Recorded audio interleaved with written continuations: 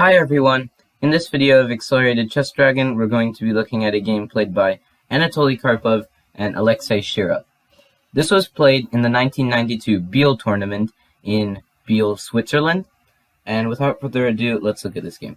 Karpov starts by playing d4, and now we have d5 by Shirov. c4, and now c6. So we have the Slav defense, knight c3, knight f6, and after e3, e6, this transposes to the semi-Slav. We have knight f3, knight bd7, queen c2, bishop d6, and now after bishop e2, we enter somewhat of an anti-Miran variation of a semi-Slav. And after bishop e2, both sides castle, and now d takes c4.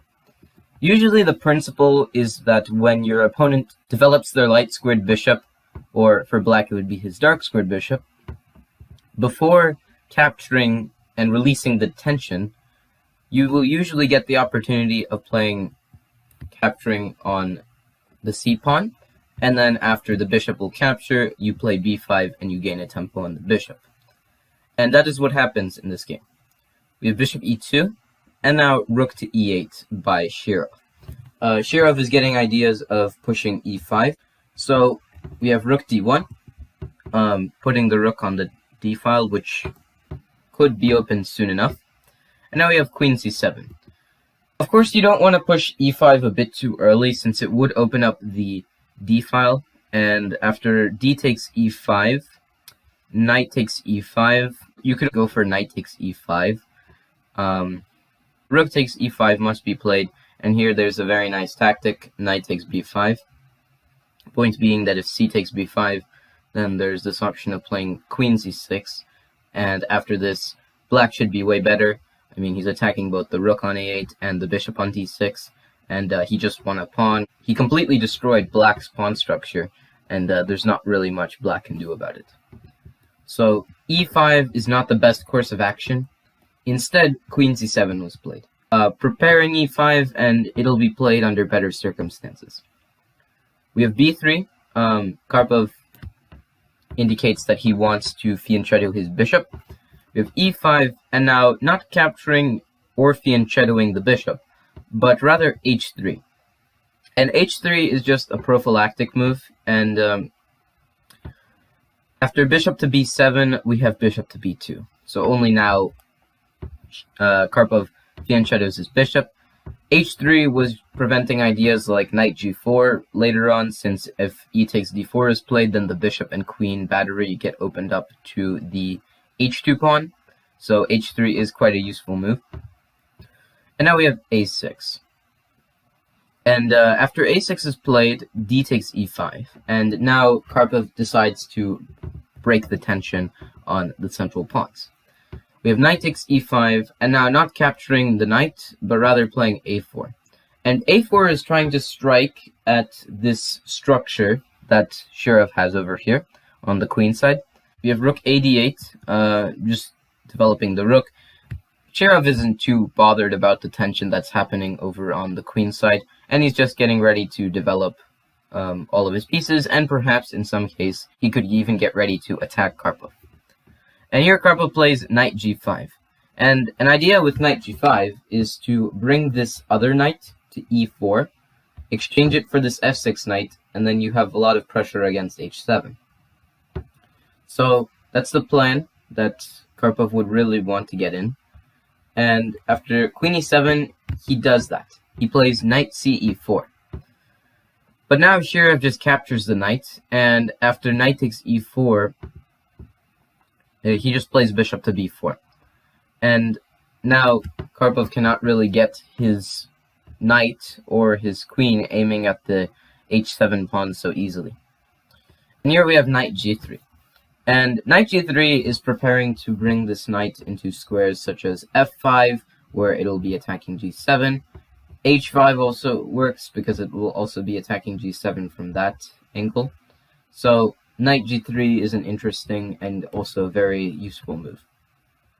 So we have f6. Shirov just overprotects his knight as it's attacked by the bishop on b2. And here we have bishop takes e5. Karpov realizes that if he just lets that knight sit on e5, then it's not going to be very easy for him to continue his attack. Because, well, I mean, how does he break through the defenses? If he tries to go f4, well, that runs into another problem. The knight just comes back to g6. And the problem is, well, there's too much pressure on the e3 pawn, and, well, it can easily be attacked again.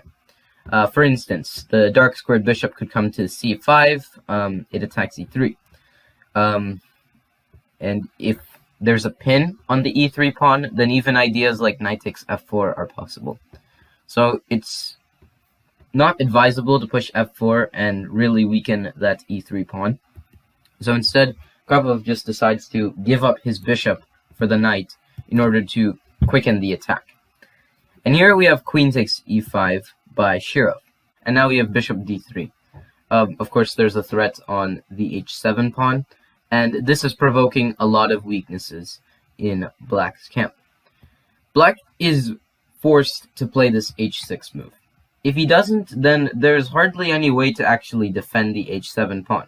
For instance, you can't go for this g6 idea, because there are options like bishop takes g6. And after h takes g6, well, there's queen takes g6 check.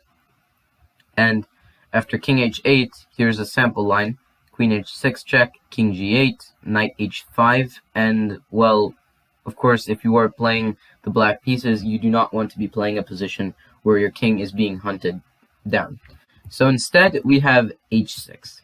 Bishop g6 by white, and after bishop g6, we can see that white is definitely better. He has controlled more squares around black's camp.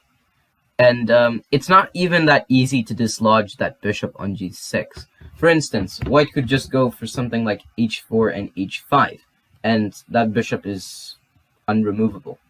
So we have rook f8, and the only piece that can actually just challenge that bishop is this bishop on b7, which for now is actually sitting on b7 doing absolutely nothing. So white definitely does stand better.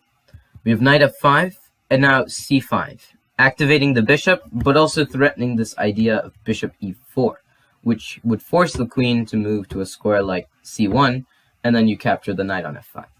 So you need to be careful here as white, and white plays a takes b5. Now, if bishop e4 is played, then white can actually go for queen c4 check, and after king h8, white can actually just push f4. And in fact, he's the one who's winning material, since this queen has nowhere to go where it really defends this bishop on e4, so black is losing material. So instead, we have the move a takes b5. And now bishop e4 indeed is a threat. We have rook a7, and now unfortunately, Shirov is not able to play bishop e4. And the point is that if bishop e4, then it's actually mate. After rook takes g7 check, king h8, rook h7 check, king g8, and now knight h6 checkmate. None of black's pieces are really helping to defend key weak squares around black. So queen c7 instead, just defending the bishop. I mean, if you go for rook b8, then you're essentially just allowing the white rook into the game, so that's not very helpful. So we have just queen c7, and now knight h4, getting ready to reroute the knight. A plan that white has is something like bishop h7, and then knight g6, and black is essentially just paralyzed. We have rook takes d1 check, queen takes d1, and now rook to a8. Of course, if Shirov can exchange that a7 rook for his worse a8 rook, then surely enough, he should be equal, but Karpov is not going to exchange the rooks. He plays queen g4. And the purpose of queen g4 is that, well, if you capture this rook, then there's queen e6 check. And it doesn't matter what you do, queen e8 will eventually be checkmate. So here we have simple queen c6, defending the e6 square, but here a very nice deflection by Karpov, which essentially just wins him the game on the spot. So I encourage you to pause the video and try finding out what Karpov played.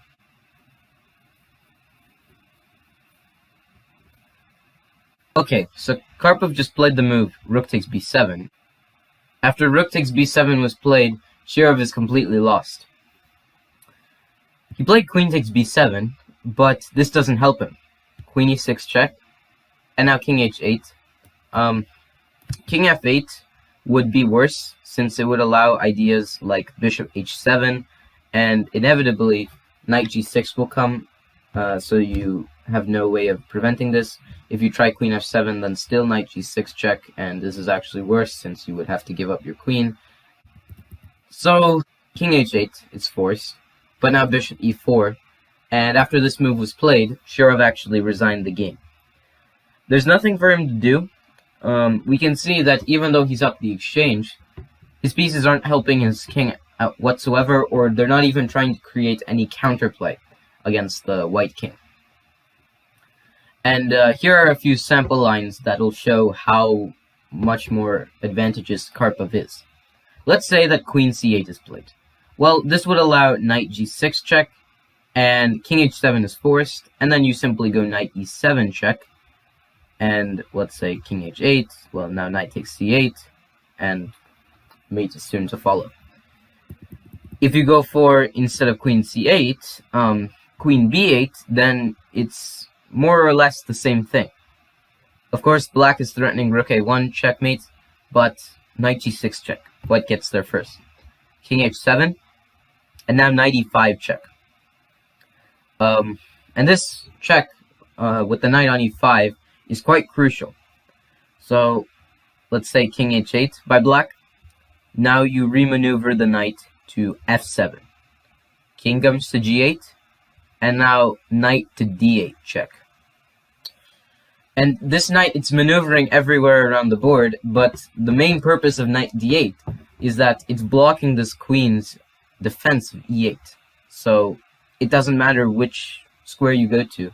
It can be king f8, there's queen f7 checkmate, and if you go for king h8, then there's queen e8 checkmate. So absolutely nothing will help here. Hence, after the move bishop e4, Shirov resigned the game, and a very nice victory for Anatoly Karpov. So I hope you all enjoyed the video, and if you have any suggestions or feedback for me, please let me know in the comments section, and stay tuned for more chess.